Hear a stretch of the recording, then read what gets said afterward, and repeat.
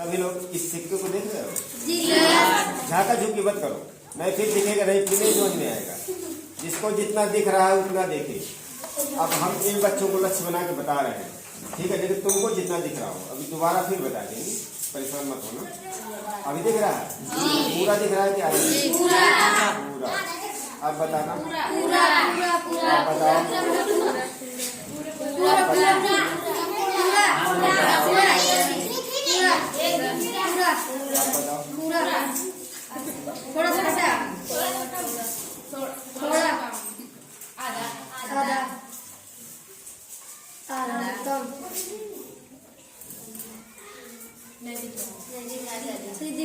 थोड़ा दिख रहा है। कितना दिख रहा है? थोड़ा दिख रहा है। किसी को थोड़ा दिख रहा है, किसी को नहीं दिख रहा है। अब जरा देखना कि जिसको थोड़ा दिख रहा है उसको ज्यादा दिखा कि नहीं, जिसको नहीं दिख रहा है उसको दिखा कि नहीं। ये देखो कर दो, मत डालना। देखो हमने यहाँ पर इसमें डाला है पानी।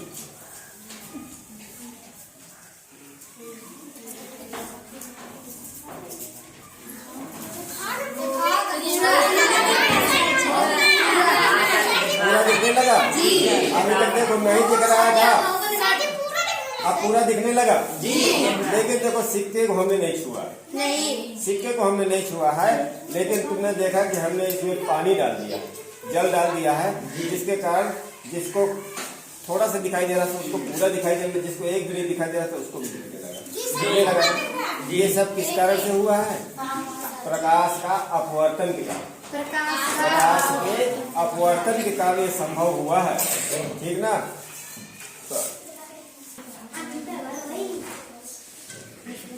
तो अभी हमने दिखाया कि प्लेट में एक सिक्का रखा था और पहले स्थिति क्या बनी कि तुमको सिक्का नहीं दिख रहा था। इसके बाद उसमें हमने पानी डाल दिया, सिक्का तुमको दिखने लगा। तुमको भी दिखा देंगे, तुमने नहीं देखा? देखा था पहले। पहले देखा था। हाँ, ये सब किसके कारण संभव हुआ? ये कोई जादू और टोना नहीं है, कोई जादू टोना नहीं, ये एक विज्ञान है, साइंस है, ठीक है? ये एक साइंस है जो संभव हुआ है प्रकाश के अपवर्तन के कारण। जब हमने तुम्हें समता दर्पण जब पढ़ाया था, उसमें देखो एक चीज हमने बताई थी, जैसे रिवाइज करा दो कि एक किरण आती थी, आई टकराई, जो आती थी उसको क्या बोलते थे? आपतित किरण। और आ करके टकरा करके फिर जाती थी, इसको परावर्तित किरण।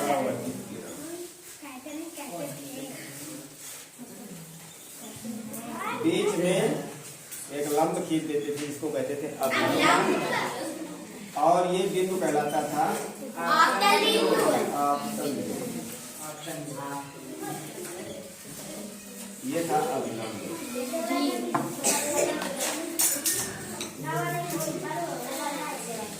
ठीक है? ऐसे ये किसमें था? समतल दर्पण। समतल दर्पण में प्रकाश का परावर्तन। समतल दर्पण में प्रकाश का समतल दर्पण में प्रकाश का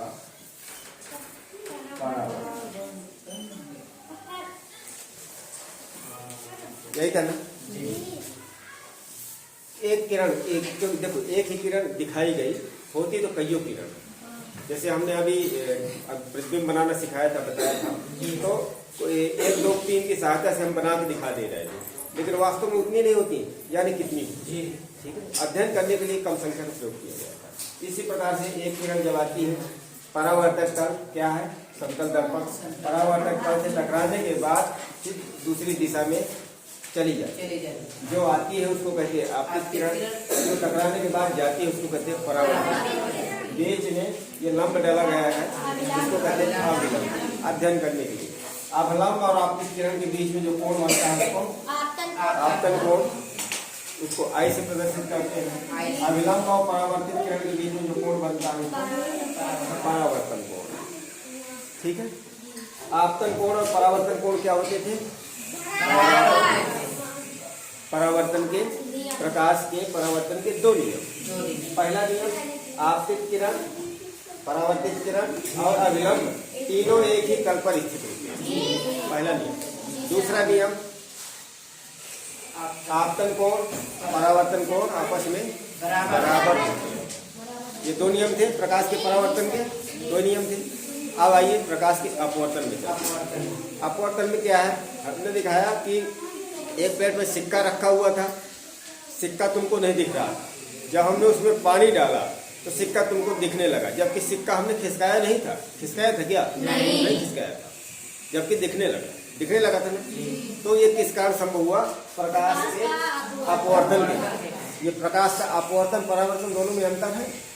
ठीक है, यही चीज क्योंकि यही हमने परिभाषा यहाँ पर लिख दिया, ये पहले से लिखा हुआ।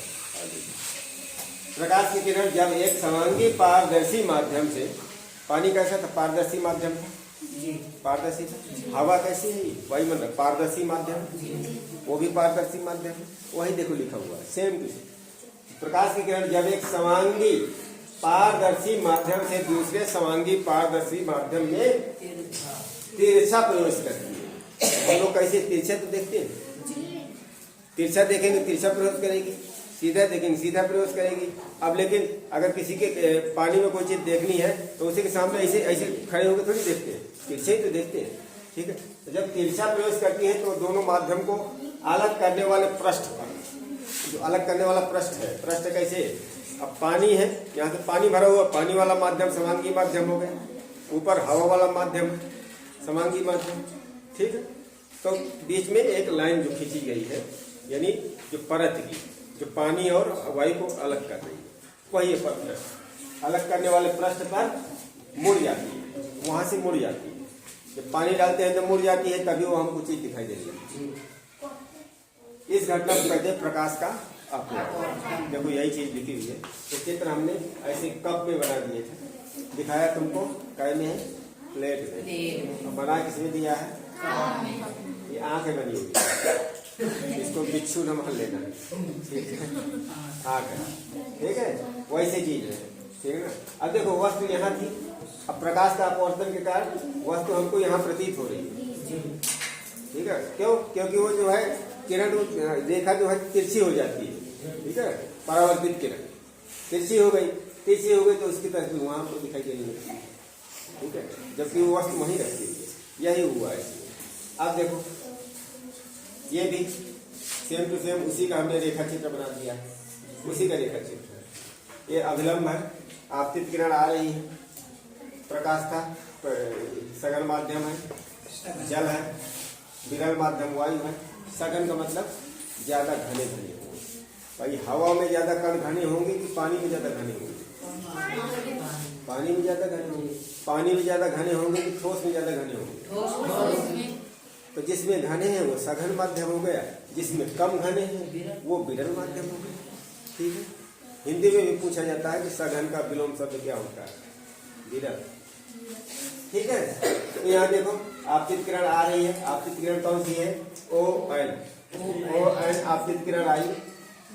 अब यहाँ से देखो तिरछी हो रही है बाहर की ओर, अविलंब से दूर भग रहा है। ये अविलंब है, ये अविलंब है। अविलंब से अपवर्तित किरण दूर भग रही है। इसका मतलब परावर्तन कोण अपवर्तन कोण में अंतर आ जाएगा, जबकि इसमें अंतर नहीं आता, इसमें बराबर ही होती है। अंतर आ रहा है?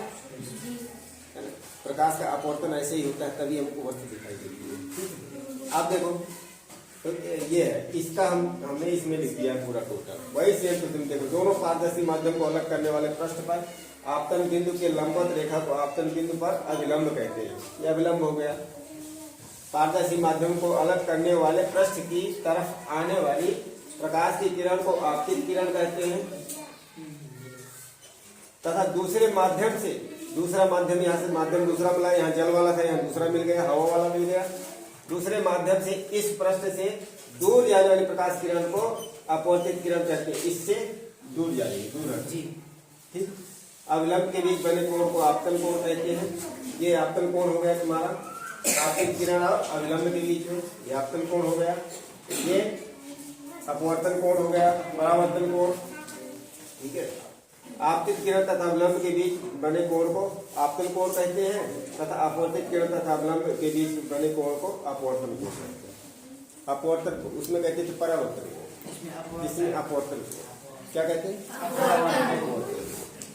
देखो दूसरे चित्र में देख लो, दूसरे चित्र में क्या हुआ है, आपतित किरण आ रही है OL, आपतित किरण आई, ये अभिलंब है, ये अभिलंब 90 डिग्री में अभिलंब है, ये पृष्ठ दोनों माध्यम को अलग करने वाला पृष्ठ, यहाँ पर माध्यम वायु है, यहाँ पर कांच है, दोनों माध्यम अलग है।